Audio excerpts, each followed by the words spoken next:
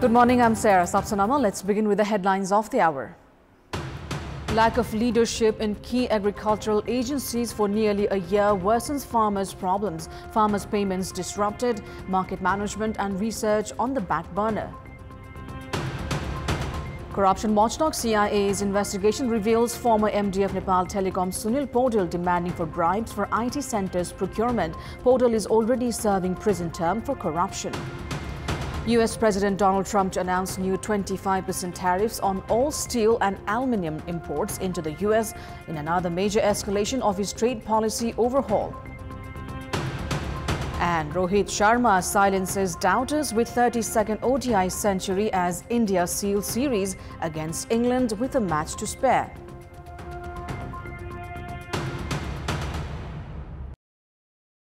The lack of leadership in key agricultural agencies for nearly a year has worsened farmers' problems. The absence of permanent leadership in the Dairy Development Corporation and National Tea and Coffee Development Board has disrupted payments, market management and research.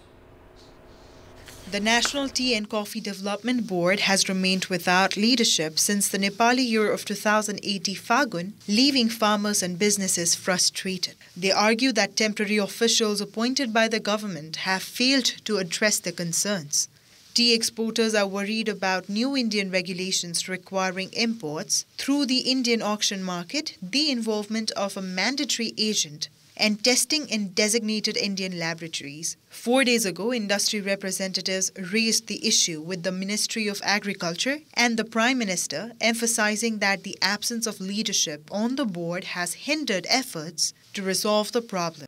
त्यो चियाको समस्यालाई समाधान गर्नलाई हामीले प्रधानमन्त्रीकामा हामीले मन्त्रीज्यूहरूलाई गुहार्नै पर्दैन थियो यदि हामीसँग टी बोर्ड सक्षम भइदिएको भएदेखि टी बोर्डमा त्यो चिया बुझ्ने नेतृत्व भइदिएको भएदेखि अहिलेको समस्यालाई प्रधानमन्त्रीकामा हामी धाविरहनु पर्दैन थियो अहिलेको मुख्य समस्या भनेको हाम्रो बजारकै समस्या छ The dairy sector is facing issues similar to those in the tea and coffee industries, with farmers awaiting payment of around 800 million Nepali rupees for the past 6 months.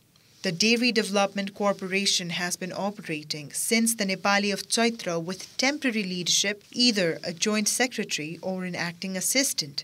The timeline for farmers' payment remains uncertain, and experts have stressed the need for permanent leadership in organizations serving farmers across 47 districts. The government has also failed to appoint permanent leadership to the Nepal Agricultural Research Council, NARC. The appointment process through open competition has been stalled after reaching the scientific court, leaving vacancies unfilled and affecting agricultural research. Minister of Agriculture and Livestock Development, Ramnath Adhikari, has assured that appointments will be made soon in key institutions related to farmers, but the timeline remains uncertain. त्यसको ED ल्याउनका लागि search committee गठन हुँदैछ हामी त chia कफीकै ED बनाउन सकेका छैनौं chia कफीको ED पनि तत्कालै बन्दैछ डीडीसी का सन्दर्भमा सहसचिवज्यू स्वतः अवकाशमा पर्नुभयो तर त्यसको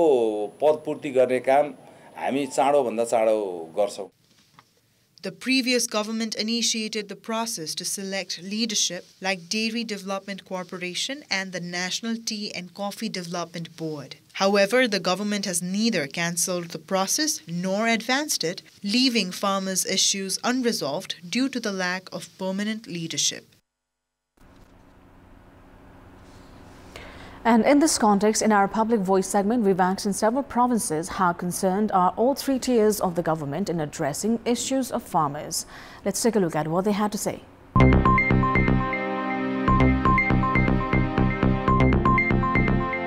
किसानलाई मर्कै छ आफ्नो कुर्सी बचाउन मात्र लागेछ यहाँ मलको लागि समस्या भइराखेको छ सरकारले किसानको कुरा सुन्दैनन् खाली व्यापारको कुरा मात्र सुन्छन् संवेदनशील भाइ दिएको भए कम से कम कृषि प्रधान देशमा मल र बिउको त व्यवस्था गरे हुन्थ्यो नि समयमा मल खाद दिन्न बिउ दिन्न संघले आफ्नो तरिकाले अनुदान दिने प्रदेशले आफ्नो तरिकाले अनुदान दिने स्थानीय तहले आफ्नो तरिकाले अनुदान दिने जसले गर्दा रियल कृषि गर्ने व्यक्तिहरू कहीँ छुटेको जस्तो देखिन्छ। हामी दैनिक प्रयोग गर्ने सामान चाहिँ सबै विदेशबाट आयातित रूपमा प्रयोग गरिरहेछौँ र अरबौँ रुपियाँ हाम्रो बाहिर गइरहेछ। सरकारले ध्यान दिएको भए कोपीहरू त्यतिकै कुहिँदैन थियो, कोपीहरू यतिकै बारीमा रहँदैन थियो। सरकारी तौरबाट आउने अनुदानहरू जो छ त्यो चाहिँ वास्तविक किसानले नपाइकन चाहिँ जो पहुँचवाला छ उनीहरूले चाहिँ पाइरहेको अवस्था चाहिँ छ। बजारमा भाउ नभएर किसानलाई कस्तो अप्ठ्यारो भएको छ। सरकार अन्धा हो कि जस्तो लागेको छ, यसले देखेर पनि नदेखे गरे हो कि जस्तो लागिरहेछ। मल बिउ खाद समयमा उपलब्ध गराउँदैन, गरायो भने पनि त्यो अलिकति महँगाई चाहिँ बढी देखिरहेको छ। हेल्प गरेको छैन, केही पनि गरेको छैन, त्यतिकै छोडिदिएको छ। कृषक आर्थिक व्यवस्था गर्यो भने सुध्रियो भने देश सुध्रिन्छ। हामीले वास्तै गर्दैन उनीहरूले। आफू पो कसरी पद थामौँ, अब यो पदभार चाहिँ कसरी हामी गराउँ, यो पदभारको चाहिँ हामीले चाहिँ उपलब्धि हामीले कसरी लियौँ भन्ने मात्रै सरकारहरू छन्।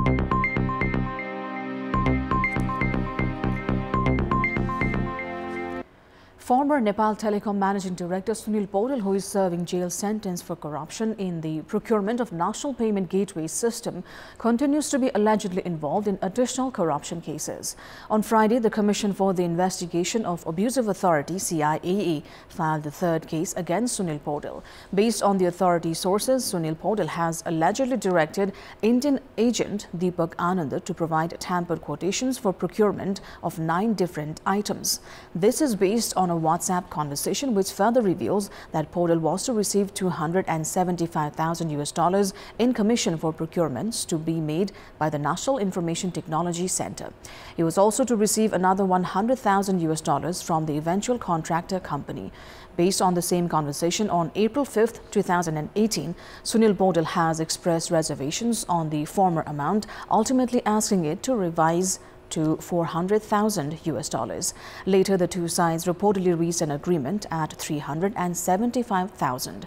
Sunil accepted the amount of $310,000 in bribe on May 3, 2018. He's been serving 9 years jail term handed by the special court. CPN Maoist Center Chair Pushpa Kamal Dahal has stated that the current government's priority is not constitution amendment, but rather pursuit of power. In a dialogue program in the capital called A Decade of Constitution Implementation and the Need for Reform, CPN Maoist Center Chair Dahal accused Nepali Congress and CPN UML of just aiming for the positions of Prime Minister and President over the pretext of constitutional amendment. He also criticized the government for its failure to uphold democratic principles. प्राथमिकता के हो? संविधान संशोधन गरेर देशमा स्थिरता र स्थायित्व कायम गर्ने हो कि जसरी जोड घटाउ गरेर भए पनि जे गरेर भए पनि सरकारमा टिकिराख्ने हो भन्ने प्रश्न अहिले पनि कायमै छ. In the program, ruling party leaders emphasized the need for constitutional amendments, while the opposition criticized the leading party's approach, calling their exercise of power during the amendment process unacceptable. नागरिकलाई जोड्ने हिसाबले नै हाम्रो अभ्यासलाई अगाडि बढाउनु पर्दछ भन्ने मलाई लाग्दछ. मेरो मान्यता के छ? नागरिक बलियो हुने हो भने राज्यलाई बलियो बनाउनु पर्दछ. राज्य बलियो बनाउने हो भने लोकतन्त्रमा राजनीतिक दलहरू बलिया हुनु पर्दछ. यो अन्तर्सम्बन्धित कुरा हो. त्यसर्थमा कसैले कसैप्रति कटाक्ष गरिकन चाहिँ समाज अगाडि बढ्न सक्दैन. त्यसकारण एउटा समय सीमा नै यति समयभित्र विधेयक संसदमा प्रस्तुत भएपछि त्यो कार्यान्वयन हुनुपर्छ भन्ने नै सुनिश्चित गर्नु पर्यो भनेर छलफल प्रारम्भ भएको छ. त्यसो नगर्ने हो भने समयमा चाहिँ कानुन नबन्ने हो. संविधान संशोधनको विरुद्धमा हामी होइन, तर मेरो तर्क के हो भने संविधान अनुसारको राज्यको प्रवृत्ति नबनाउने, संविधान अनुसारको नेताहरूको कार्यान्वयनको प्रवृत्ति नबनाउने, संविधान अनुसारको आचरण नगर्ने अनि नेता विशेषको प्रवृत्ति अनुसार संविधान चाहियो भनेर संविधान संशोधन गर्न चाहिँ पाइँदैन. अब प्रदेशलाई के अधिकार दिएको छैन, एउटा प्रहरी दिएको छैन. सिडिओले चाहिँ मुख्यमन्त्रीको कुरा सुन्दैन कि सिडिओ त कुरा छोडिदियो, एउटा हवलदारले समेत तपाईको मुख्यमन्त्रीको कुरा सुन्दैन. अनि तपाईँ अपेक्षा के गर्नुहुन्छ भन्दा प्रदेश चाहिँ प्रभावकारी भएन, प्रदेश सरकारले काम गरेन भनेर त्यो एउटा भाष्य हामी कतै न कतै सृजना गर्दैछौँ. र यस्तो भाष्य सृजना गरिदियो कि डाँडाबाट एउटा ढुङ्गा पनि झऱ्यो भने यो संहिताको कारणले झर्या हो है भनेर हामीले भाष्य सृजना गरेर संहितामाथि आक्रमण गर्दैछौँ. यी दलहरू संविधान कार्यान्वयनमा, संविधानलाई मान्ने चरणमा जति इमानदार हुनुपर्ने थियो त्यति भएको छैन. म के भन्छु भने संविधान बनाउनु भएको यहाँहरूले हो, यहाँले बनाएको संविधानको कमजोरी छ भने त्यो पनि कबुल त यहाँले गर्नुपर्छ र कमजोरी भनेको आफू चाहिँ सानो हुने पनि होइन, किनभने पर्फेक्ट संविधान त बनाउन पनि सकिँदैन। Constitutional and legal experts stated election system is essential for maintaining inclusion, but noted that federalism has not been effectively implemented. Program participants emphasized that constitutional amendments should focus on addressing societal needs and promoting inclusion. The country's administrative hub, Singadarbar, lacked proper fire safety measures, including smoke detectors and firefighting equipment, when a fire broke out at the Ministry of Water Supply. With no fire detection technology or control mechanisms in place, concerns have emerged about the disaster preparedness of the area.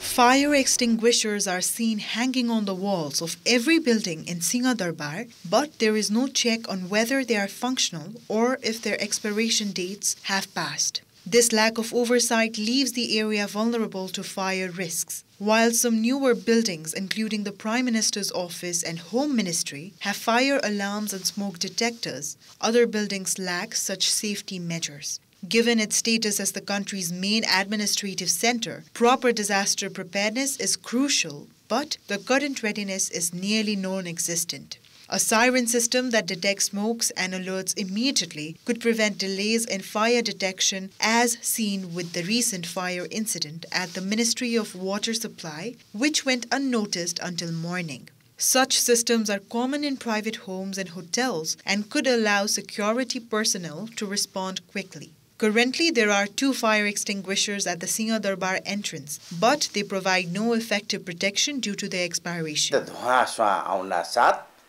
Siren बत्ने त्यो system कुनै ठुलो खर्च लाग्दैन। यो त रातभरि जल्यो खानेपानी मन्त्रालयको कोठा, एउटा कोठा जल्दाखेरि पनि बिहान बल्ल थाहा पायो। यदि त्यो ठाउँमा यो कुनै उस प्राविधिक तरिकाबाट साइरन सिस्टम राखिदिएको भए अलिकति पनि धुवा आउन साथ साइरन बत्थ्यो। अहिले सिंहदरबारमा ढोका-ढोकामा एउटा 2टा सिलिन्डर त्यसको डेट एक्सपायर भइसकेको पनि छ। यसरी हुँदैन।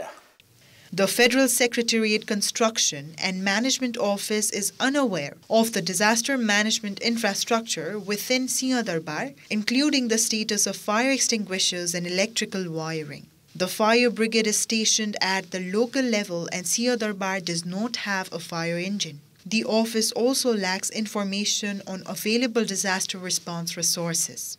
The Federal Secretariat Construction and Management Office states that building codes require fire safety measures including appropriate floors, occupancy limits, and safety systems for new constructions. While newer buildings like the Prime Minister's office are equipped with firefighting systems and pipelines, older structures still lack them and gradual improvements are needed. जस्तै अब कुनै नयाँ building हाम्रो कोडले भनेको नयाँ building बनाउँदै छौ भने त्यो कोडल प्रोभिजन अनुसार कस्तो तल्लाको कति अकुपेन्सी भएको कस्तो बिल्डिङमा के बनाउनु पर्छ फायर सेफ्टीको लागि भन्ने त्यो सबै कोडले भनेको छ।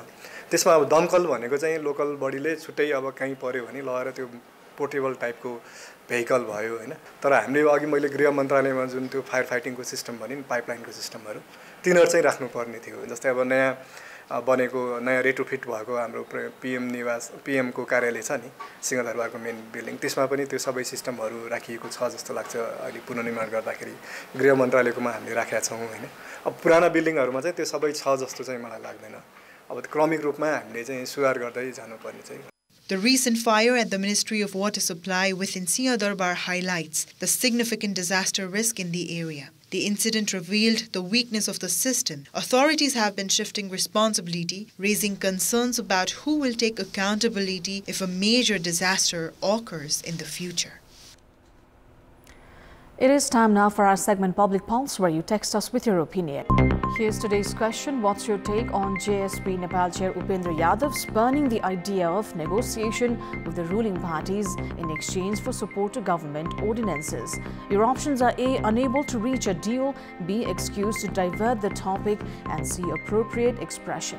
The voting is on. Type NAWS, select your option A, B or C and send it to 34001 to share your opinion with us. Time now for international update.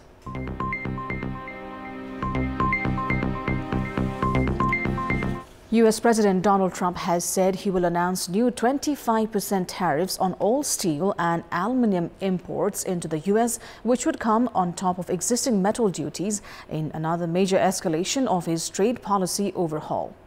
Trump, speaking to reporters on Air Force One on his way to the NFL Super Bowl in New Orleans, also said he will announce reciprocal tariffs on Tuesday or Wednesday to take effect almost immediately. He said the U.S. would match tariff rates levied by other countries and that this would apply to all countries. Trump, during his first term, imposed tariffs of 25% on steel and 10% of aluminum, but later granted several trading partners duty-free quotas, including Canada, Mexico, and Brazil. According to Government and American Iron and Steel Institute data, the largest sources of U.S. steel imports are Canada, Brazil, and Mexico, followed by South Korea and Vietnam. By a large margin, Canada is the largest supplier of primary aluminum metal to the United States, accounting for 79% of total imports in the first 11 months of 2024. Mexico is a major supplier of aluminum scrap and aluminum alloy. Trump has long complained about the EU's 10% tariffs on auto imports being much higher than the U.S. car rate of 2.5%. The U.S. trade-weighted average tariff rate is about 2.2%, according to World Trade Organization, compared to 12% for India, 6.7% for Brazil, 5.1% for Vietnam, and 2.7% for European Union countries. Trump has also said that he is committed to buying and owning Gaza, but would allow sections of the land to be rebuilt by other states in the Middle East. I'm committed to buying and owning Gaza. As far as us rebuilding it, we may give it to other states in the Middle East to build sections of it. Other people may do it through our auspices, but we're committed to owning it, taking it, and making sure that Hamas doesn't move back. There's nothing to move back into. The place is a demolition site. It'll be, the remainder will be demolished. Everything's demolished. I mean, you can't live in those buildings right now. They're very unsafe. But we'll make it into a very good site for future development by somebody. We'll let other countries develop parts of it. It'll be beautiful. People can come from all over the world and live there. But we're going to take care of the Palestinians. We're going to make sure they live beautifully and in harmony and in peace, and that they're not murdered. This has been the most dangerous site anywhere in the world to live in. That is all for the moment. Thank you for watching. Bye for now.